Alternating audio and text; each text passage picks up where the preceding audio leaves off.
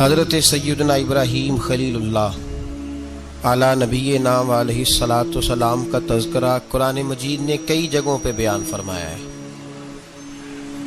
نبی پاک صلی اللہ تعالیٰ علیہ وسلم نے ارشاد فرمایا کہ میں ملت ابراہیم پہ ہوں، لیکن دین اسلام میں نبی پاک علیہ السلام کی امت میں جو مقام حضرت ابراہیم کا ہے وہ بس انہی کا ہے۔ پر حضرت ابراہیم سے رب کریم نے فرمایا چل ابراہیم کوئی چیز دے، تو کہا یا اللہ تینوں ہی تیرے نام پہ قربان کرتا ہوں، تیری ہوئی ساری، ہر شے تیری۔ حضرت ابراہیم نے دین کے لیے، آپ شہر بابل کے قریب پیدا ہوئے تھے، وہاں سے مصر آئے، مصر سے فلسطین آئے، اور فلسطین سے آ کر کے کعبہ آباد فرمایا۔ زندگی سفروں میں گزری، سفر ایک تکلیف والی چیز ہے، پر حضرت ابراہیم نے وطن چھوڑ دیا، گھر چھوڑ دیا۔ حضرت ابراہیم نے جب دین کے لیے نکلے تو جد و جہد کی، گھر کے اندر بھی گھر کے باہر بھی۔ آپ کے والد کا نام طارق ہے، وہ توحید پرست تھے، ایماندار تھے، پرہیزگار تھے۔ آپ کے چچا کا نام آزر ہے، وہ بت پرست تھے، بت بیچا کرتے تھے۔ حضرت سیدنا ابراہیم علیہ السلام جب میدان عمل میں نکلے تو حضرت ابراہیم علیہ السلام نے اپنے گھر سے جہاد شروع کیا، لڑنا پڑا۔ گھر کے اصولوں سے چچا نے جو رواج بنائے ہوئے تھے اس رواج سے ٹکرائے۔ فرمایا میں اپنے گھر کے اندر یہ بت پرستی نہیں ہونے دیں گا۔ چچا کو ایک دفعہ نہیں بار بار 100 دفعہ سمجھایا۔ آپ کا چچا بت بنا کے بیچا کرتا تھا۔ حضرت ابراہیم علیہ السلام تھوڑے بڑے ہوئے تو کہنے لگا کہ چلو میرے ساتھ، تم بھی بت بیچنے ہیں، ہمارا کاروبار ہے۔ حضرت ابراہیم ساتھ نکلے تو بت پکڑا ہے، گندے پانی کے اندر اس بت کو ڈبوتے ہیں، کہتے ہیں کسی نے خریدنا ہے تو خرید لو، نہ یہ نفع دے سکتا ہے نہ نقصان دے سکتا ہے، جو اپنا آپ نہیں بچا سکتا تمہیں کیا بچائے گا، خریدنا ہے تو خرید لو۔ چچا کہنے لگا تو کاروبار چمکا رہا ہے کہ تباہ کر رہا ہے۔ گھر میں بڑے معاملات خراب ہوئے، جھگڑے ہوئے، لیکن حضرت ابراہیم علیہ السلام ایک منٹ کے لیے بھی اپنے گھر کے اندر بھی کمپرومائز کرنے کو تیار۔ یہ تھوڑا مشکل میں نے پہلو چھیڑ دیا ہے، یہ تھوڑا مشکل پہلو چھیڑ دیا ہے۔ بڑا سمجھدار آدمی ہے پر بیوی سے پردہ نہیں کرا سکتا، سیانا ہے، پنچایت کا بندہ ہے، جو اسے آپ کہیں گے وہ بات یہ سنائے گا، لیکن کہتا ہے نہیں جی میں نے کوشش کر لی ہے۔ کس قسم کی کوشش ہے صاحب، یہ کیسے ہو گیا؟ حضرت ابراہیم علیہ الصلاۃ والسلام نے گھر کے اندر سے فرمایا نہیں کرنے دوں گا، گھر کے اندر بھی ٹکرائے۔ فرمایا تم جو بھی ہو، پاش پاش کیا چچا کے اصولوں کو، اور باہر جب نکلے تو صرف علاقے کے چیئرمین سے نہیں ٹکرائے، ایم پی ایم این اے وزیر مشیر سے نہیں ٹکرائے، سپر پاور نمرود دنیا کا واحد حکمران تھا، اس وقت دوسرا کوئی حکمران ہی نہیں تھا، اکیلے حکمران سے جا کر ٹکرائے۔ کوئی ساتھ فوج نہیں تھی، کوئی ساتھ ان کے طاقت بظاہر دنیا داری کی کوئی نہیں تھی، پر حضرت ابراہیم جا کے ٹکرائے۔ اور میرے رسول پاک صلی اللہ علیہ وسلم نے سند بیان کی، فرمایا افضل الجہاد کلمۃ الحق عند سلطان الجابر۔ فرمایا سب سے افضل جہاد یہ ہے کہ تو ظالم بادشاہ کے سامنے کھڑے ہو کے حق بات بیان کر دے، یہ سب سے بڑا جہاد ہے، یہ سب سے افضل الجہاد ہے کلمۃ الحق عند سلطان الجابر، سب سے بڑا جہاد۔ حضرت ابراہیم کھڑے ہو گئے، سپر پاور سے ٹکرائے۔ حضرت سیدنا ابراہیم علیہ الصلوۃ والسلام نے اس کو جا کے کہا کہ تو جھوٹ بولتا ہے، تو جھوٹا ہے، تو خدائی کا دعویٰ کرتا ہے، تو بہت بڑا ظالم ہے۔ اور قرآن مجید نے اس ساری بات کو بیان فرمایا۔ حضرت ابراہیم علیہ الصلوۃ والسلام سے کہنے لگا میں رب ہوں، تو آپ نے فرمایا میرا رب تو وہ ہے جو زندہ کرتا اور مارتا ہے۔ تو پھر آپ حق بات بیان کریں گے تو اللہ مارے گا کہ بندہ مارے گا؟ کچھ بھی نہیں ہوتا، کیونکہ زندگی موت کس کے ہاتھ میں ہے؟ اللہ کے ہاتھ میں۔ زندگی موت اللہ، کچھ بھی نہیں ہوتا۔ انسان صحیح سمت کا تعین کرے اور صحیح چلے۔ حضرت علی شیر خدا سے کسی نے کہا تھا کہ آپ کے بڑی دشمنی ہے، کوئی محافظ رکھ لیں۔ آپ فرمانے لگے موت خود بہت بڑی محافظ ہے، وقت سے پہلے آتی ہی نہیں، بڑی محافظ ہے، وقت سے پہلے۔ علامہ نورانی رحمت اللہ تعالیٰ علیہ کراچی جیسے شہر میں رہا کرتے تھے، جہاں گام گام پہ خطرہ تھا۔ لوگوں نے کہا حضرت اتنے بڑے لیڈر ہو، آپ کی جماعت کی 62 سیٹیں ہوئی قومی اسمبلی میں، ایک ایسا وقت بھی آیا تو کوئی ایک آدمی بندوق والا، آپ فرمانے لگے مجھے ضرورت ہی نہیں، اس لیے کہ جس خدا رسول کے لیے میں نکلا ہوں وہ خود ہی حفاظت کرنے والے ہیں، ضرورت نہیں ان چیزوں. تو بھائی حضرت ابراہیم ٹکرائے اور آپ کا انداز کیا ہے؟ جا کے کہا کہ تو نہیں، خدا وہ ہے جو زندہ کرتا. اور اس نے ایک بیوقوفوں جیسی دلیل دی. ایک آدمی کو کل پھانسی دینی تھی تو اس کو بلایا، کہنے لگا تجھے کب پھانسی ہے؟ اس نے کہا کل. کہنے لگا جا تجھے ذات کی زندگی دی، اس کو چھٹی دے دی. ایک عام آدمی بیچارہ بیٹھا تھا، اس کو پکڑ کے نا کہنے لگا اس کی گردن اڑا دو. کہنے لگا دیکھ لو میں بھی زندہ کرتا اور مارتا ہوں، وہ جو کل مرنے والا تھا میں نے زندہ کر دیا ہے، اور جس کو پتہ ہی نہیں تھا کہ میں نے مرنا ہے اسے پکڑ کے میں نے مار دیا ہے. یہ بیوقوفوں جیسی دلیل ہے. حضرت سیدنا ابراہیم علیہ السلام چاہتے تو اسی وقت دلیل توڑ دیتے کہ تو کیا بیوقوفوں جیسی بات کر رہا ہے، اگر تو زندگی دیتا ہے تو مرے ہوئے میں جان ڈال کے دے جس کو تو نے مارا ہے. لیکن حضرت ابراہیم نے دیکھا کہ بیوقوف ہے، بیوقوفوں سے بحث نہیں ہوتی، دلیل بدل لی جاتی ہے، ان کی عقل کے مطابق بات کی جاتی ہے. حضرت ابراہیم فرمانے لگے میرا رب وہ ہے جو سورج مشرق سے نکالتا ہے اور مغرب میں غروب کرتا ہے. تو اگر رب ہے تو مغرب سے نکال کے مشرق میں غروب کر. فبہت الذی کفر، کافر لاجواب ہو گیا، اس کے پاس اس چیز کا کوئی جواب نہیں تھا. علامہ اسماعیل حقی نے خوبصورت فقرہ لکھا ہے، خوبصورت جان ڈال دی ایک جملہ کہہ کے. حضرت سیدنا علامہ اسماعیل حقی رحمت اللہ علیہ فرمانے لگے چونکہ نمرود بیوقوفوں جیسی باتیں کر رہا تھا، اگر وہ یہ کہہ دیتا نا کہ میں سورج کو نکالتا ہوں مشرق سے، میں غروب کرتا ہوں معاذ اللہ مغرب میں میں نکالتا ہوں، تو آپ اپنے رب سے کہیے کہ وہ مغرب سے نکال کے مشرق میں غروب کرے. علامہ اسماعیل حقی فرماتے ہیں رب کریم کی آواز قدرت تھی، مالک حضرت ابراہیم علیہ السلام کے اس اگر وہ کہہ دیتا اور حضرت ابراہیم دعا کر دیتے تو رب کریم نے فرشتوں کو تیار بٹھایا ہوا تھا. فرمایا اگر یہ کہہ دے میرے خلیل سے کہ سورج مغرب سے نکال کے مشرق میں غروب کرنا ہے تو تیار رہنا، جس طرح خلیل کہیں گے ویسے ہی کر دیں گے. واتخذ اللہ ابراہیم خلیلا، ابراہیم ہمارا دوست جو ہوا، جیسے کہے گا ویسے کر دیں گے. حضرت سیدنا ابراہیم علیہ السلام کی باتوں کا جب جواب نہ دے سکا، دلیل نہیں بندہ دیتا، پھر لڑائی کرتا ہے، پھر جھوٹے موٹے اعتراض کرتا ہے. دلیل ختم ہوتی ہے تو لوگ ذاتیات پہ اترتے ہیں، کہتے ہیں یہ کھانستا صحیح نہیں، دیکھتا صحیح نہیں. دلیل ختم، اب ذاتیات پہ اترے، کہنے لگے مجھے پتہ چلا ہے کہ یہ فلانی جگہ گیا تھا تو وہاں جا کے اس نے اس طرح کیا ہے. پھر لوگ ذاتیات پہ اترتے ہیں، جب دلیل کا جواب دلیل سے نہیں دے پاتے پھر ذاتیات پر اتر کر حملے کرتے ہیں. حضرت ابراہیم کے دلائل کا جواب نمرود نہ دے سکا تو کہنے لگا کہ اس کو آگ میں ڈال دو.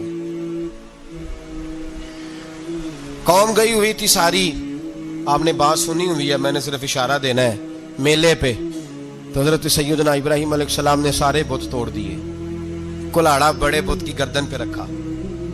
واپس آئے، کہنے لگے بت کس نے توڑے ہیں؟ تو فرمایا اس سے پوچھ لو جس کی گردن پہ کلاڑا ہے.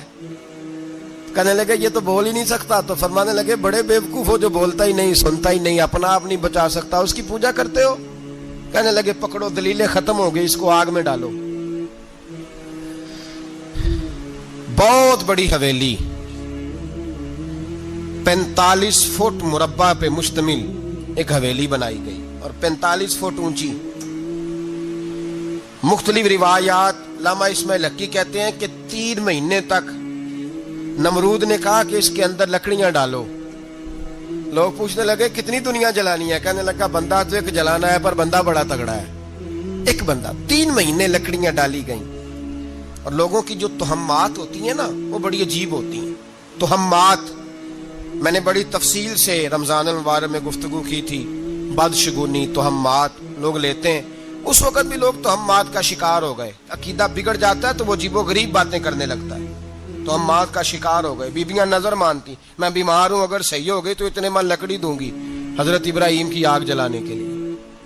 ایک عورت لے کے جا رہی ہے لکڑیاں، تو ایک نیک دل آدمی نے اس سے پوچھا کہاں جا رہی ہو؟ کہنے لگی میں نے منت مانی تھی تو حضرت ابراہیم علیہ السلام کو معاذ اللہ جلانے کے لیے لکڑیاں لے کے جا رہی ہوں. تو وہ رب کریم کے بندے کہنے لگے تو ڈھونڈتی رہے گی، تجھے وہ جگہ ملے گی نہیں. وہ بی بی کئی مہینے گھومتی رہی، جگہ ہی نہیں ملی جہاں لکڑیاں ڈالنی، ماری گئی. تہمات کا شکار ہوئے بہت سارے لوگ. تہمات کا بھائی، تہمات دین کے اندر منع ہے. تہمات دین میں کوئی نظر ماننا، کوئی کسی بزرگ کے مزار پہ جا کے سالے ثواب کے لیے کوئی چیز ماننا، یہ تو درست ہوا، لیکن غیر شرعی نظریں مان لینا کہ میں آگ کے گرد چکر لگاؤں گا، میں جناب وہاں جا کے یہ والا تماشا کروں گا، میں دھاگا باندھوں گا، میں رسا کاٹوں گا، میں وہاں گندے ہوں سے پانی پیوں گا، ان کی شریعت اجازت، یہ توہمات ہیں، بدشگونی ہے، دین میں ان کی کوئی گنجائش۔ آپ نظر ماننے سے پہلے بھی کسی عالم سے رابطہ کریں کہ میں منت مانگنے لگا ہوں تو کیسے ماننی چاہیے، اس کا طریقہ پوچھیں، ایسے ہی غلط چیز کی منت تھوڑی مان لی جائے گی۔ بہرحال آمدام برسر مطلب حضرت ابراہیم کے لیے آگ جلائی گئی، 45 فٹ اونچی آگ ہے، پرندہ بھی اوپر سے گزرتا ہے تو نیچے گر جاتا ہے جل کے، اتنے دن لگا کے آگ جلائی گئی۔ اب حضرت ابراہیم کو جلایا جانے لگا ہے۔ یہاں تو موجے ہے نا، جو کسی ادارے کا سربراہ ہے اس کے لیے موج ہے، کسی جگہ آفیسر بن گیا تو موج ہے، پیر صاحب کے لیے موج ہے، علامہ صاحب کے لیے موج ہے، خطیب صاحب کے لیے موج ہے۔ جلنا کس کو پڑتا ہے؟ وہ علی کوئی نہیں رہا اللہ، ماشاءاللہ وہ لوگ گزر گئے جو تکلیفیں سہ کے کام کرتے تھے، گزر گیا زمانہ۔ حضرت سیدنا ابراہیم علیہ السلام کو جلایا جانے لگا ہے تو اب اتنی بڑی آگ ہے تو ڈالیں کیسے؟ شیطان نے تجویز دی کہ منجنیق بناؤ، منجنیق، بڑے بڑے بانس باندھ کے ان کے نیچے رسا باندھو، وہ جس طرح جھولنے کے لیے جھولا بنایا جاتا ہے اس طرح ایک منجنیق پرانے زمانے میں اس میں پتھر رکھ کے پھینکے جاتے تھے دشمنوں پہ، وہ منجنیق بنائی گئی کہ دور سے حضرت ابراہیم کو پھینکیں گے، ہاتھ حضرت ابراہیم کے باندھ دیے، پاؤں مبارک باندھ دیے، پوری زمین پہ ایک نام لینے والا خدا کا، اور اس کو آج رسیوں میں جکڑا ہوا ہے۔ جب پھینکا جانے لگا نا آگ میں، حوریں رونے لگی، فرشتے تڑپنے لگے، اے اللہ یہ کیا ہونے لگا ہے، ایک تیرا خلیل اور وہ بھی آگ میں۔ فرمایا جاؤ جا کے اس سے کہو اگر تمہاری مدد لیتا ہے تو اسے بچاؤ۔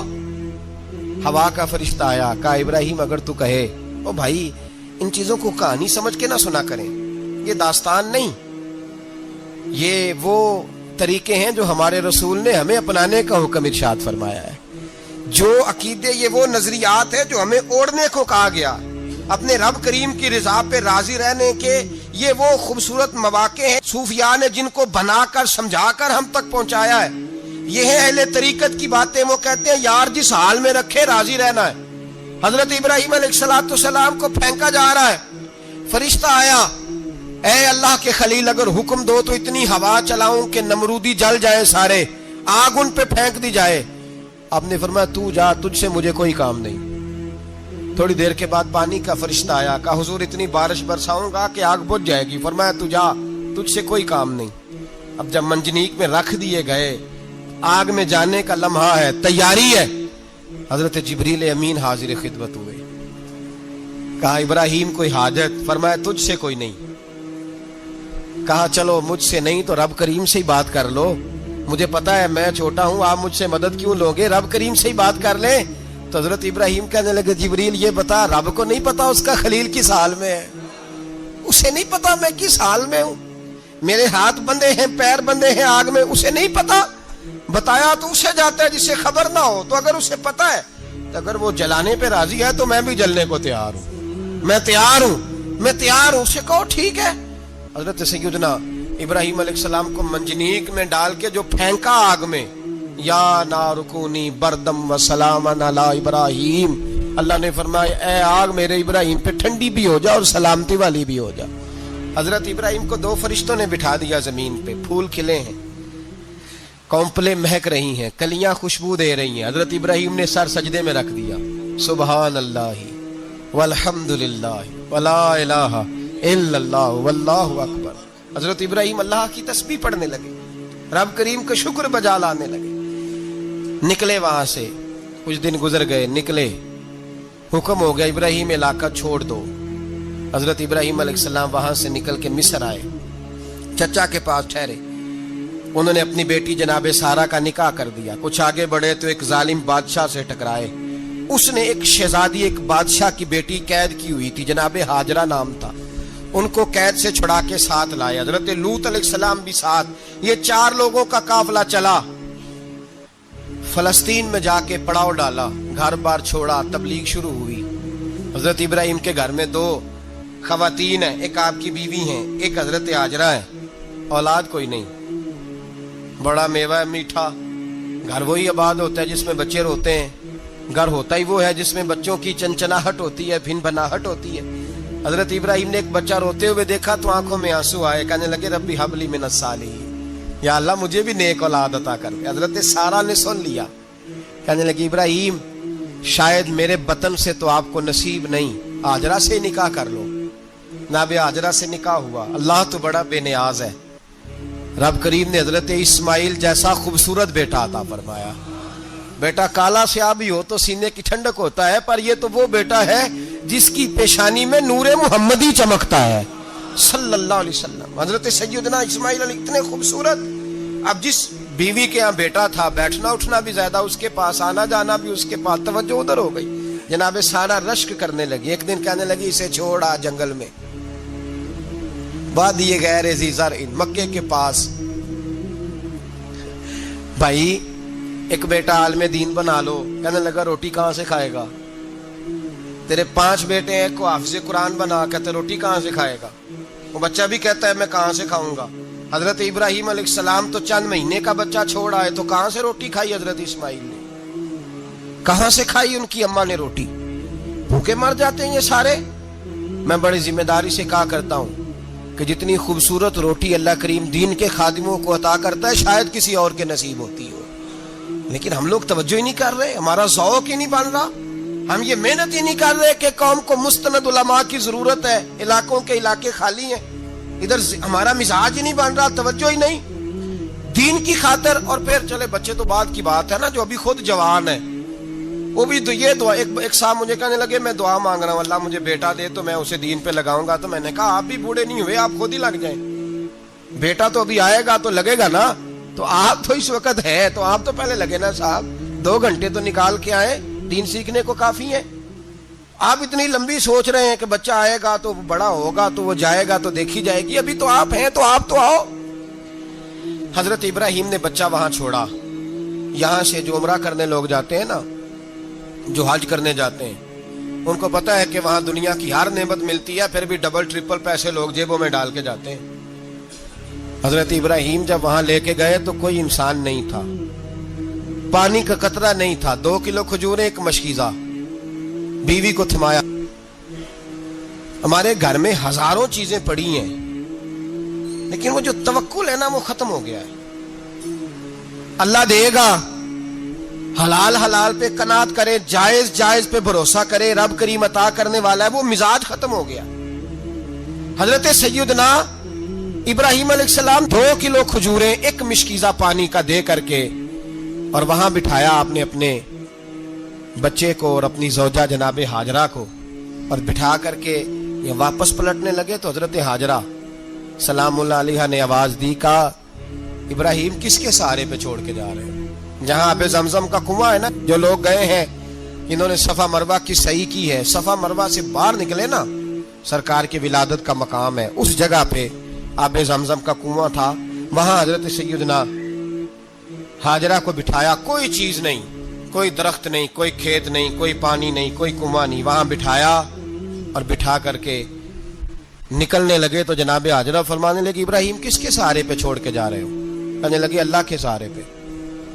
तो पाकबाज बीबी ने एक लफ्ज पूछा, कहा इब्राहिम ये मेरे रब का हुक्म है, ये मेरे, बस जिनका अकीदा तौहीद मजबूत हो उनके लिए एक जुमला काफी होता है, ये मेरे अल्लाह का हुक्म है। तो जनाब इब्राहिम अलैहिस्सलाम फरमाने लगे हाजरा हाँ रब का हुक्म है। जब ये लफ्ज कहे तो चाहिए था ना हजरत इब्राहिम तसल्ली देते, तो बीबी साहबा तसल्ली देने लगी, अर्ज करने लगी इब्राहिम अगर अल्लाह का हुक्म है तो फिर आप हमारी फिक्र ना करना, अगर ये रब का हुक्म है तो फिर हमारी फिक्र ना करना, जिस रब ने हमें यहां तक पहुंचाया है वो हमें कभी भी जाया नहीं फरमाएगा, फिर फिक्र ना करना। हजरत इब्राहिम आ गए, बात आपने सुनी हुई है, इशारा करना मकसूद है। 13 साल में चले मान भी लिया जाए बाज रिवायात की रोशनी में कि आते जाते भी रहे, लेकिन मुकम्मल देखभाल अपने बच्चे की परवरिश में पूरा हजरत इब्राहिम अलैहिस्सलाम का किरदार, सारा किरदार माँ का था। मैं जब खवातीन के बारे में कोई बात करता हूं तो मैं आपको अक्सर कहता हूं कि ये सिर्फ बीवी के लिए हुक्म नहीं होता, ये ट्रेनिंग बेटी को देनी है और बहन को देनी है, ये तरबियत करें अपने घर में। मैं तजर्बे की रोशनी में ये बात अर्ज किया करता हूं कि भाई بچے باپ کے فرما بردار اس وقت ہوتے ہیں جب اماں انہیں باپ کا فرما بردار کرتی ہے، اور بچے باپ کے نافرمان بھی تب ہوتے ہیں جب اماں انہیں باپ کا. میں نے اپنے کانوں سے سنا ایک دفعہ ایک بچہ اپنے باپ سے کہہ رہا ہے آپ نے تو ساری زندگی باہر گزار دی، پیسے کمانا کون سا مشکل کام ہے، دکھ سکھ تو سارے اماں نے برداشت کیے، اسکولوں میں وہ جاتی تھی، فلانا کام وہ کرتی تھی، فلانا کام.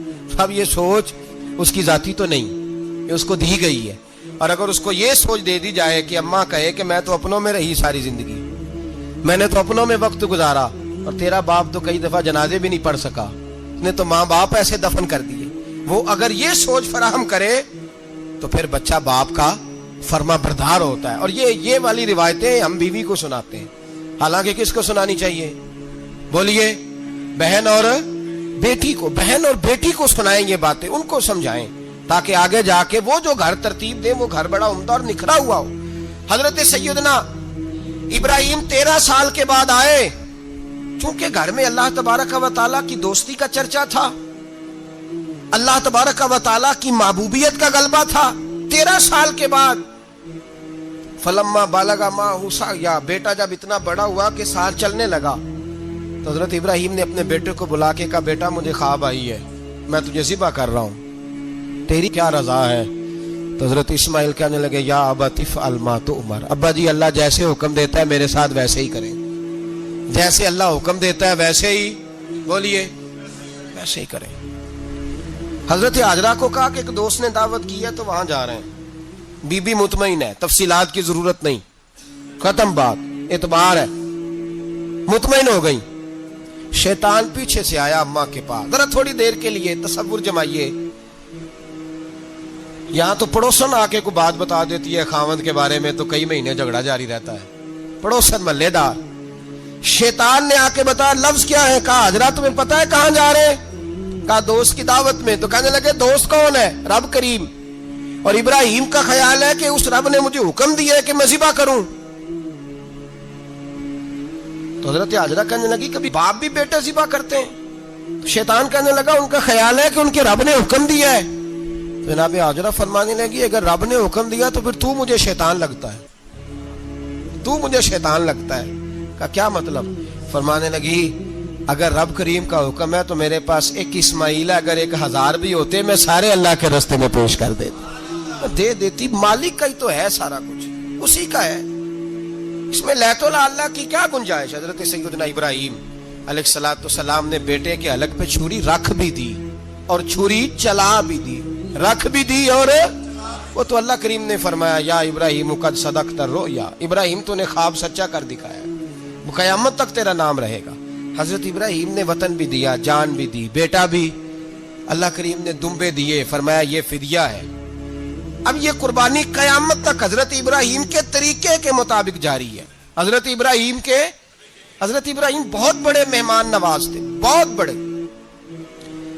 آپ جب مصر میں قیام تھا تو بڑے بڑے لمبے چوڑے لنگر پکتے تھے، لوگ آیا جایا کرتے تھے، بڑا تفصیل کے ساتھ کھانا ہوتا تھا.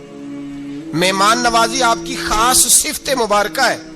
ہمارے ہاں بھی مہمان نوازی ہوتی ہے امیروں کی، بلکہ اب تو مہمان نوازی اس طرح کی ہے کہ کل تیری میرے پاس دعوت ہے اور پرسوں میری تیرے پاس ہے. وہی امیروں میں وہ چکر رہتا ہے، پارٹیاں دوست ایک دوسرے کو ڈالتے ہیں، تیری طرف پارٹی تیری طرف. اور اسی انداز میں اب یہ عید آئے گی نا، ٹکا پارٹیاں ہوں گی جگہ جگہ، اور لوگ سوال پوچھنے لگے ابھی سے، کہتے ہیں قربانی کا کتنا گوشت گھر رکھنا جائز ہے؟ قربانی کا کتنا گوشت گھر رکھنا جائز ہے؟ سارا ہی جی. اس لیے فریزر لے لے، فریج سے نہیں کام چلے گا. سارا ہی جہاز گھر رکھنا سارا ہی جائز ہے، رکھ لیں. او خدا کے بندے، قربانی وہ بندہ دیتا ہے جو سارا سال ہی گوشت کھاتا ہے. صحیح کہہ رہا ہوں؟ قربانی صاحب نصاب صاحب استطاعت بندہ دیتا ہے نا، تو وہ سارا سال ہی گوشت، تو سارا گھر میں رکھنا بھی جائز ہے، لیکن سارا دے دینا بھی. تو جو آ رہی ہے اس پہ کیوں توجہ کرتے ہو؟ جو دوسرا جائز ہے اس پہ کیوں نہیں عمل کرتے؟ سارا تقسیم کر دیں، بات ختم ہوئی. یقین کریں محرم میں جا کے دوست ٹیلی فون کر کے سوال پوچھتے ہیں، کہتے ہیں صاحب سنا ہے قربانی کا گوشت محرم میں کھانا جائز نہیں. میں کہ نہیں، ربیع الاول چ بھی جائز جے، رجب رمضان تک کھاؤ، کوئی بندہ نہیں منع کرتا، اس لیے کہ کسی کو دینا تو پسند ہی نہیں. یا پھر اس میں سے جو خاص خاص چیزیں ہیں وہ اپنی فریج میں اور باقی جو ہے وہ دوسروں کے لیے. یہ کیا طریقہ ہے ہمارا؟ اور اسی پہ عمل ہے. اللہ تبارک و تعالی ہمیں سمجھنے کی توفیق عطا فرمائے. حضرت ابراہیم بہت بڑے مہمان نواز تھے. صرف قربانی نہیں دیتے تھے, سارا سال بہت سارا لنگر, بہت سارا کھانا پینا, بہت ساری چیزیں جاری رہتی تھی. اور جتنے غریب لوگ تھے فلسطین کے, ان کو پتا تھا کہ حضرت ابراہیم علیہ السلام کا لنگر جاری ہے. فلسطین میں جب آپ کا قیام تھا, ایک دفعہ ڈھیروں مہمان آ گئے اور کھانے کو کوئی چیز نہیں. حضرت سارہ اور جناب ہاجرہ دونوں اس وقت موجود تھیں. وہ کہنے لگی ابراہیم بہت سارے مہمان آ گئے تو کیا کریں؟ جناب سارہ کہنے لگی کس طرح کر کے ان کی مہمان نوازی کرنی. اور حالات یہ ہیں کہ قحط پڑا ہوا ہے فلسطین میں, مصر میں, دور دراز علاقوں میں. تو حضرت ابراہیم کہنے لگے یہ اللہ کے مہمان ہیں اور ہمیں رب کریم کا بندہ سمجھ کے آ گئے, اللہ ہی بندوبست کرے گا. فرمانے لگے میرا مصر میں ایک دوست ہے, وہ قحط کے دنوں میں غلہ جمع کر لیتا ہے, میں اس کی طرف پیغام بھیجتا ہوں, مجھے امید ہے وہاں سے غلہ ملے گا. 2-3-5 اونٹ والے غلام بلائے اور ان کو کہا کہ جاؤ غلہ لے آؤ مصر کے دوست سے. وہ لوگ کہتے ہیں ہم غلہ لینے گئے, وہاں جب پہنچے تو حضرت ابراہیم خلیل اللہ علیہ السلام کا پیغام دیا تو آپ کا وہ دوست کہنے لگا غلہ تو بے شمار تھا, مجھے خبر نہیں تھی کہ حضرت ابراہیم کا پیغام آئے گا, تو میں تو سارا تقسیم کر چکا ہوں, لوگ لے گئے, اب تو کوئی شے نہیں. اب وہ خالی آ گئے 5 کے 5 اونٹ. جب خالی آئے تو حضرت ابراہیم کی حویلی کی دیواریں چھوٹی چھوٹی تھیں. ان غلاموں میں سے, خادموں میں سے, آپ کے ان چاہنے والوں میں سے ایک کہنے لگا یار وہ غریب تو انتظار کر رہے ہوں گے کہ غلہ لینے گئے ہیں, ہمیں روٹی ملے گی. چھوٹی چھوٹی دیواریں ہیں, وہ جب دیکھیں گے نا خالی آ گئے تو انہیں تکلیف ہوگی. اس طرح کرو بوریوں میں ریت بھر لیتے ہیں, ریت بھر کے لے جاتے ہیں, بعد میں اندر رکھ کے انہیں سمجھا بہلا لیں گے یا حضرت ابراہیم کو بتائیں گے, وہ خود ہی ان لوگوں کی دلجوئی فرمائیں گے. اب غلہ کی جگہ ریت بھر کے اونٹوں پہ رکھ کے لائی گئی. لا کے بوریاں جب رکھ دی گئیں, حضرت ابراہیم علیہ السلام دوپہر کے وقت آرام فرما رہے تھے. بی بی سارہ اٹھی, کہتی ہیں جب میں نے دیکھا نا کہ بوریاں پہنچ گئی ہیں تو گئی, غلام کو ساتھ لیا اور اس کو جب کھولا نا تو کہتی اتنی حسین گندم میں نے پہلے کبھی دیکھی نہیں تھی, اتنا پیارا دانا میں نے کبھی ملاحظہ ہی نہیں کیا تھا. فرماتی ہیں جب اس کو پیس کر چکی میں روٹیاں پکائیں تو خوشبو دور دور تک پھیل گئی, اعلیٰ غذا بنی, بڑے بڑے کھانے بیبیوں نے مل کے پکائے, چن دیے گئے. حضرت ابراہیم اٹھے تو لوگ کھانا کھا رہے ہیں, سجدہ شکر ادا کیا, اور جب سجدے میں گئے تو وہی آنے لگی, پھر رونے لگے. جب پلٹ کر باہر تشریف لائے تو جناب سارہ کہنے لگی ابراہیم تمہارا مصری یار بڑا اچھا ہے, اس نے اتنی اعلیٰ گندم بھیجی ہے کہ اتنی تو میں نے پیاری گندم کبھی دیکھی نہیں.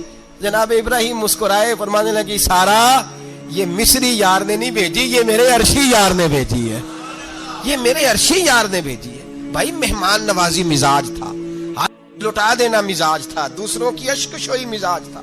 حضرت ابراہیم علیہ السلام کا طریقہ ہے قربانی, حضور نے ان کا طریقہ بیان کیا. اگر سال کے بعد قربانی دینا ان کا طریقہ ہے تو سارا سال غریبوں کو روٹی دینا بھی حضرت ابراہیم کا طریقہ ہے. سارا سال غریب کی نوکری کرنا یہ بھی حضرت ابراہیم کا طریقہ ہے. بھوکے کو کھانا کھلانا یہ بھی. میرے مصطفیٰ کریم سید عالم صلی اللہ علیہ وسلم سے صحابہ نے پوچھا حضور بہترین مسلمان کون ہے؟ بہترین مسلمان تو حضور نے فرمایا جو سلام لینے میں پہل کرے اور غریب کو روٹی کھلانے میں سب سے اچھا ہو, وہ بہترین مسلمان ہے, زبردست مسلمان. ہمارے ہاں دعوتیں ہوتی ہیں تو امیروں کی, افطاریاں ہیں تو امیروں کی, اور میرے مصطفیٰ کریم علیہ السلام نے فرمایا بدترین دعوت ہے جس میں امیر بلائے جائیں غریب نہ بلائے جائیں, وہ بدترین دعوت. حضرت ابراہیم کا طریقہ رہا ساری زندگی مہمان نوازی. اور دوسرا ان کا مزاج تھا, اللہ سے پیار ہو گیا تھا نا. جب رب کریم سے محبت ہوتی ہے نا اور محبت کا احساس ہوتا ہے دل میں, پھر سجدے لمبے ہوتے ہیں. عام آدمی تو نماز بھی نہیں پڑھ سکتا, اسے خدا سے محبت ہوتی ہے وہ تہجد بھی نہیں چھوڑ سکتا. وہ یہ محبت کی بات ہے نا, جس کو پیار ہوتا ہے اس کی تہجد بھی ہے, اس کی اشراق بھی ہے, چاشت بھی ہے, اس کے عمرے بھی ہیں, اس کے حج بھی ہیں, اس کے بار بار کعبۃ اللہ کے دیدار بھی ہیں. یہ محبت الہی ہے, جوش مارتی. ان لوگ سجدہ کرتے ہیں تو اٹھتے ہی نہیں, اللہ کے بندوں سے پیار کرتے ہیں, اللہ کی. حضرت ابراہیم کو رب کریم سے اتنی محبت تھی, اتنا پیار تھا کہ وہ آپ کی زندگی کے ہر پہلو سے چھلکتا تھا. ایک وقت ایسا آیا کہ اللہ تعالیٰ نے حضرت ابراہیم کو بہت زیادہ مال عطا فرمایا. اتنے اونٹ گنے نہیں جاتے، گائیں اتنی زیادہ کہ شمار نہیں ہوتی، بکرے بکریاں اتنی زیادہ کہ شمار، بہت زیادہ مال اللہ نے عطا فرمایا. اور ابھی کچھ عرصہ پہلے آپ پیچھے جائیں نا تو جو لفظ مال تھا وہ روپے پہ تو بولا ہی نہیں جاتا تھا، وہ جانوروں پہ بولا جاتا تھا. بہت زیادہ مال اللہ نے دیا، بکریاں، گائیں، اونٹ، بیل، بڑا کچھ. تو رب کریم نے فرشتوں سے فرمایا کہ واتخذ اللہ ابراہیم خلیلا، ابراہیم میرا دوست ہے. تو فرشتے کہنے لگے یا اللہ جسے اتنا کچھ دیا جائے اس نے دوست تو بننا ہی ہوتا ہے، تو نوازا ہی بڑا ہے، اتنا مال، اتنے کھیت کھلیان، اتنا کچھ. اللہ کریم نے فرمایا جاؤ آزمائش کر لو، امتحان لے لو. فرشتہ امتحان لینے پہنچ گیا. حضرت ابراہیم کے جانور چر رہے ہیں چراگاہ میں، حضرت ابراہیم بھی ہیں، غلام بھی ہیں، بہت بڑا ریوڑ ہے. آپ تشریف فرمائیں. ایک فرشتہ آیا تو کھیت میں چھپ کے بیٹھ گیا اور بلند آواز سے کہنے لگا سبحان اللہ والحمد للہ ولا الہ الا اللہ واللہ. یہ تسبیح بڑی پسند ہے، محبوب نے ان کی فضیلت بیان کی. اب وہ حضرت سیدنا ابراہیم علیہ السلام کھڑے تھے تو وہ کھیت میں بیٹھ کے تسبیح پڑھنے لگا سبحان اللہ والحمد للہ ولا الہ الا اللہ. حضرت ابراہیم کہنے لگے یہ میرے رب کا نام کون لے رہا ہے؟ بڑی اس کی میٹھی آواز ہے، بڑی، کون ہے؟ ڈھونڈنے لگے، گھومتے گھومتے اس کے پاس چلے گئے. فرشتہ انسانی شکل میں، تو میرے رب کا ذکر کر رہا تھا؟ اس نے کہا میں ہی کر رہا تھا. فرمانے لگے یار ایک دفعہ پھر نہیں کرتا؟ تو کہنے لگا ابراہیم پہلے تو میں اپنی مرضی سے کر رہا تھا، تو کہتا ہے تو پیسے لگیں گے، پیسے ہیں تو کر دیتا ہوں. حضرت ابراہیم کہنے لگے بول تو کیا لے گا؟ میرے اللہ کا ذکر سنانے کا کیا لے گا؟ کہنے لگا جتنی بکریاں آپ چرا رہے ہیں ساری دے دے تو میں اللہ کا ذکر سنا دیتا ہوں. آپ نے فرمایا بس جا تیری ساری ہوئی میرے رب کا ذکر سنا.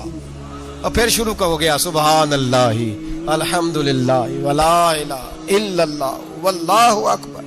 حضرت ابراہیم علیہ السلام کیف میں یار پھر ذرا سنا، نا علما وچ پھسا سانو، تو یار دی گل سنا سانو، ذرا دوبارہ سنا. پھر سنایا، ایک دفعہ پھر کہا. فرشتہ کہنے لگا بس جی آپ کے پیسے پورے ہو گئے. حضرت ابراہیم کہنے لگے چل ایک دفعہ اور سنا. کہنے لگا پیسے لگیں گے. تو کیا لے گا؟ کہنے لگا گائیں بھینسیں ساری میری. فرمایا بس یار اتنی قیمت، تو سنا صحیح، سارا کچھ ہی تیرا. پھر شروع ہو گیا سبحان اللہ والحمدللہ ولا الہ الا اللہ واللہ اکبر. گائیں دے دیں، بھینسیں دے دیں، وہ ذکر سناتا ہے. حضرت ابراہیم کبھی مچلتے ہیں، کبھی روتے ہیں، کبھی آہیں بھرتے ہیں. تو میرے رب کا نام لے رہا ہے، ذرا پھر سے لے. کیف جاری ہے. کہنے لگا بس بھائی. حضرت ابراہیم فرمانے لگے تو اور لے لے جو لینا ہے، مجھے ذکر سنا.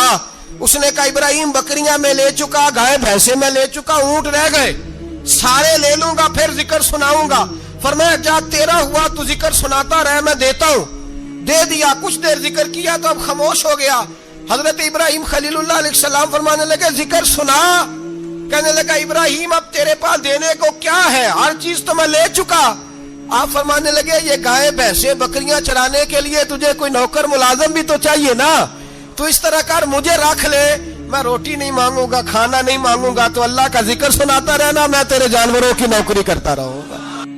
حضرت ابراہیم علیہ السلام نے جب یہ کہا نا، فرشتے کی آنکھوں میں آنسو آ گئے. تر دامنی پہ شیخ ہماری نہ جائیے، ہم دامن نچوڑ دیں تو فرشتے وضو کریں. فرشتہ رو پڑا اور کہنے لگا ابراہیم مجھے سینے سے لگاؤ، آپ واقعی اس قابل ہے کہ اللہ آپ کو اپنا دوست بنائے، واقعی اس قابل ہے کہ رب آپ کو اپنا. حضرت ابراہیم علیہ السلام کا خدا سے محبت کرنے کا نرالا انداز. اور میرے بھائی یہی محبت انہیں میرے مصطفیٰ سے بھی تھی. ایک نبی گھر بنا رہا ہے، دوسرا بنوا رہا ہے. حضرت اسماعیل علیہ السلام پتھر اٹھا کے لا رہے ہیں، جناب ابراہیم بنا رہے ہیں. جب خانہ کعبہ بن گیا تو کہنے لگے ربنا وابعث فیہم رسولا، اے اللہ اب اسے بسانے کے لیے اپنا آخری رسول بھی عطا فرما. نبی پاک فرماتے ہیں میں دعا ہوں حضرت ابراہیم کی. یہ قربانی حضرت ابراہیم کا طریقہ ہے. حضور نے اگرچہ نبی پاک کی اپنی سنت تھی، یہ بھی کہہ سکتے تھے سنتی و سنت ابیکم ابراہیم، میری سنت ہے اور تمہارے باپ ابراہیم کی سنت ہے. یہ نہیں فرمایا. جب صحابہ نے کہا قربانی کیا ہے، فرمایا سنت ابیکم ابراہیم، یہ تمہارے باپ ابراہیم کی سنت ہے. ہر صاحب نصاب پر قربانی واجب ہے. جو زکوٰۃ کا نصاب رکھتا ہو اس پر قربانی واجب ہے. یعنی ضروریات سے زیادہ اتنے پیسے، جتنے پیسوں سے زکوٰۃ فرض ہوتی ہے. اتنے پیسے جس آدمی کے پاس قربانی سے پہلے پہلے آ جائیں اس آدمی پر قربانی کرنا واجب ہے. بکرا چھترا دمبا 1 سال کا یا دمبا 6 مہینے کا ہو پر اتنا بڑا محسوس ہوتا ہو کہ لگے کہ 1 سال کا ہے, اس کی قربانی ہو سکتی ہے. جانور میں کوئی عیب نہیں ہونا چاہیے. اتنا کمزور نہ ہو کہ ذبح جہاں اسے کرنا ہے وہاں وہ چل کے جا نہ سکے, اتنا کمزور جانور نہ ہو. اس کے اندر بظاہر کوئی اتنا بڑا نقص نہ پایا جاتا ہو, کانا نہ ہو, لنگڑا نہ ہو, کوئی اس کی ہاتھ نہ کٹے ہوئے ہوں, ایسا نقص جو واضح ہو. بکرا 1 سال کا, گائیں اور بھینس یہ 2 سال کی, اونٹ 5 سال کا. اب اس میں یہ ہے کہ ہمارے بہت سارے دوست چونکہ ہم دیہاتی لوگ ہیں تو پوچھتے ہیں کہ دوندا نہیں ہے تو چوگا نہیں ہے, تو یہ ہماری پنجابی کی اصطلاحات ہیں. پنجابی کی شریعت اسلامیہ نے سال بتائے ہیں. یہ تو ہم نے اپنی آسانی کے لیے, یا دیہاتوں میں جو ماحول تھا اس طرح کا جانور لیں, خوبصورت جانور لیں. جو نصاب ہے وہ بھی میں نے آپ کو بتایا, لیکن ایک اور پہلو بھی ہے. نبی پاک صلی اللہ علیہ وسلم پہ زکوٰۃ کبھی فرض نہیں ہوئی, کبھی حضور پہ زکوٰۃ فرض نہیں ہوئی. نبی پاک صلی اللہ علیہ وسلم کے پاس اتنا سرمایہ کبھی اکٹھا ہوا ہی نہیں کہ زکوٰۃ فرض ہو. لیکن نبی پاک کے صحابہ فرماتے ہیں کہ مدینے کے 10 سالوں میں اللہ کے رسول نے ہر سال قربانی فرمائی ہے, ہر سال قربانی دی. اور جس سال حضور حج کرنے گئے اس سال اللہ کے نبی نے 63 اونٹ ذبح فرمائے. اور حضور صلی اللہ علیہ وسلم جب اونٹ ذبح کرنے لگتے نا تو صحابہ کہتے ہیں اونٹ خود دوڑ کے حضور کے سامنے آ کے لیٹ جاتا, اور نبی پاک اسے ذبح کرتے اور فرماتے ہیں ایک دوسرے کو دھکے دیتے اونٹ کے, پہلے میں نے جانا ہے ذبح ہونے کے لیے, پہلے میں نے. انہیں پتا تھا کہ جو مصطفیٰ کے ہاتھوں ذبح ہوگا وہ تو دائمی زندگی پا جائے گا, یہاں بھی وہاں بھی زندہ. 63 اونٹ ذبح کیے. ایک اونٹ میں کتنی قربانیاں ہوتی ہیں؟ 7. اب 63 کو 7 سے ضرب دو گے تو کتنی بنے گی؟ اور پھر نبی پاک صلی اللہ علیہ وسلم نے 10 سال مدینہ منورہ میں قربانی دی, ہر سال. اب وہ 63 اونٹ, ایک اونٹ میں 7 قربانیاں, ہر سال یہاں قربانی. اور مولا علی شیر خدا فرماتے ہیں نبی پاک 2 قربانیاں دیتے. میں نے کہا حضور 2 جانور ذبح کر رہے ہیں آپ, تو حضور نے فرمایا ایک میری طرف سے, ایک میری امت کی طرف سے, غریبوں کی طرف سے. اور حضرت علی کو حضور نے وصیت فرمائی تو 2 دیا کرے گا. یا رسول اللہ صلی اللہ علیہ وسلم میں غلام ہوں, خادم ہوں. حضور نے فرمایا علی ایک تو نے اپنی دینی ہے, ایک میری طرف سے دینی ہے. 2 قربانیاں. مولا علی نے بھی ساری زندگی 2 قربانیاں دی. حضرت علی بھی مال کے نصاب نہیں تھے, اپنا مکان ہی نہیں تھا, کوئی کاروبار نہیں تھا, کئی دن فاقے رہتے تھے, پر قربانیاں کتنی دیتے تھے؟ 2. ہمارے پاس ویسے اگر سسرال میں, میکے میں, کزنوں میں کچھ شادی ہو جائے تو 50-60 ہزار کا خرچہ برابر ہے, وہ پکا ہے. اور قربانی کی باری غریب ہو گئے, سارے غریب ہو گئے. کہتے نہیں یہاں مشکل ہے. او خدا کے بندے, اللہ کے ساتھ تجارت کر, اس کے رستے میں 1 دے گا, رب تجھے 70 گنا اضافہ کے ساتھ عطا فرمائے گا. قربانی مال کے نصاب پہ ہے. کوشش کیا کریں کہ اللہ کے رستے میں جب دینا ہو پھر لیت اللہ سے بچیں, خوبصورت جانور لائیں. جن کو اللہ نے توفیق دی ہے ان کے لیے نصیحت ہے, جن کو اللہ نے توفیق دی. میں نے اپنے حضرت صاحب کو دیکھا ہے, وہ کہتے تھے کئی جانور اللہ نے بڑا نوازا ہے. کہتے ایک میرا ہے, ایک میرے ماں کا, ایک میرے باپ کا ہے, ایک میرے فلاں استاد صاحب کا, ایک میرے پیر صاحب کا ہے. یہ جانور غوث اعظم جیلانی کا نام کا دے رہا ہوں. اور پھر ایک بڑا خوبصورت جانور بندہ ہوتا اور حضرت خود ان کو چارہ ڈال رہے ہوتے, تو حضور یہ کیا ہے؟ فرمانے لگے یہ میں رسول اللہ کے نام پہ قربان کروں گا, یہ نبی پاک کے نام پر قربان کیا جائے گا. جن کو اللہ نے حیثیت دی ہے وہ کوشش کریں اپنے محبوب کی طرف سے بھی قربانی کریں, نبی پاک کے نام کی قربانی دے. خوبصورت سا جانور پیارا, پھر اس کی خدمت ہو, پھر اس کی قربانی دی جائے اور نبی پاک کے نام پر قربانی دی جائے. حضور نے خود وصیت فرمائی حضرت ابو بکر صدیق کو, قربانی بڑا حسین عمل ہے. اور میرے نبی پاک صلی اللہ علیہ وسلم نے ناراضگی بھی فرمائی, ذرا خوگر حمد سے تھوڑا سا گلا بھی سن لے. میرے حبیب نے فرمایا جو طاقت کے باوجود قربانی نہ کرے وہ ہماری عیدگاہ میں عید کی نماز پڑھنے نہ آئے, وہ نہ آئے. اور یا رسول اللہ جو کرے گا, فرمایا قربانی کے جانور کا خون کا قطرہ بعد میں زمین پہ گرے گا, اللہ اس کے سارے گناہ پہلے معاف فرما دے گا, اللہ اس کے سارے گناہوں کو بخشے گا. قربانی کریں, خوبصورت انداز میں کریں, اللہ کی رضا کے لیے. بزرگوں نے لکھا ہے 3 حصے کرو گوشت کے, ایک گھر میں رکھو, ایک رشتہ داروں میں بانٹو, پڑوسیوں میں بانٹو, اور تیسرا فقط غریبوں کو دو. لیکن میں اکثر یہ سوچتا ہوں کہ ہمارے ہاں قربانی کرتا ہی وہ ہے جن کے گھر میں ہر جمعرات کو چھوٹا گوشت پکتا ہے، اور جن کے گھر میں ہفتے میں 3 دفعہ مرغی کا گوشت پکتا ہے، وہی تو قربانی دینے کے قابل ہوتے ہیں۔ تو وہ بھی اگر قربانی کے بکرے میں سے بھی تیسرا رکھنا چاہیں تو اجازت تو ہے، میں نے کہا سارا رکھنے کی بھی اجازت ہے، لیکن اگر آپ مہربانی کریں، کوشش کریں کہ یار ہم تو سارا سال ہی کھاتے ہیں، اور ہمارے یہاں جو گوشت تقسیم ہوتا ہے نا وہ بھی باری لگی ہوئی ہے، ادھر سے پلیٹ آئی تھی گوشت کی تو ادھر سے بھر کے چلی گئی، بھئی اس نے کی ہے، اس کو بار بار گوشت دینے کا کیا مطلب ہے؟ آپ یہ دیکھیں عزیزوں میں، رشتہ داروں میں، اور میں اگر تھوڑا سا آپ کی توجہ کرانے میں کامیاب ہو جاؤں تو سفید پوش لوگوں کو دیکھیں، کچھ سفید پوش ہیں، سفید پوش جن کے اوپر قرضے ہیں، بیماریوں نے جکڑ لیا ہے، گھر میں بڑے بڑے سخت مریض آ گئے ہیں، سفید پوش پہلے دیا کرتے تھے، آپ ان سے پوچھتے ہیں صاحب قربانی، تو بات کو ٹالتے ہیں، وہ کہتے ہیں سوچ رہا ہوں کوئی حصہ اسا ڈال جائے، پردہ پوشی کرتے ہیں، کہتے ہیں کہیں حصہ رکھا ہوا ہے، پردہ پوش۔ اکثر وہ لوگ قربانی نہیں دے پاتے، اکثر دیا کرتے تھے اب نہیں دے پا رہے، کیوں؟ اس لیے کہ مشکلات ایسی آ گئیں۔ ان لوگوں کا خیال کریں، ان کے گھروں تک گوشت پہنچا کے آئیں، ان پر توجہ کریں۔ وہ سفید پوش آدمی کبھی ذکر نہیں کرے گا، کچھ تو ایسے ہیں جو خود پہنچ جاتے ہیں کہ ہمیں گوشت دیا جائے، لیکن کچھ سفید پوش ہیں لا یسألون الناس الہافا، اللہ فرماتے ہیں کچھ لوگ لپٹ لپٹ کے سوال نہیں کرتے، سفید پوشی کا بھرم رکھتے ہیں، کا مزاج نہیں۔ ان کی طرف دیکھیں، اپنے رشتہ داروں کو دیکھیں، خاص کر ان رشتہ داروں کو دیکھیں جن کا آپ کو پتہ ہے کہ غریب ہیں، مجبور ہیں، ان کے گھروں میں گوشت بھیجیں، غریب بیٹیوں، غریب بہنوں کا خیال کریں، اس طرف متوجہ ہوں، ان کے ساتھ اس نے سلوک کریں، اس طرف آپ لوگ خیال کریں۔ اللہ ہمیں سمجھنے کی توفیق عطا فرمائے۔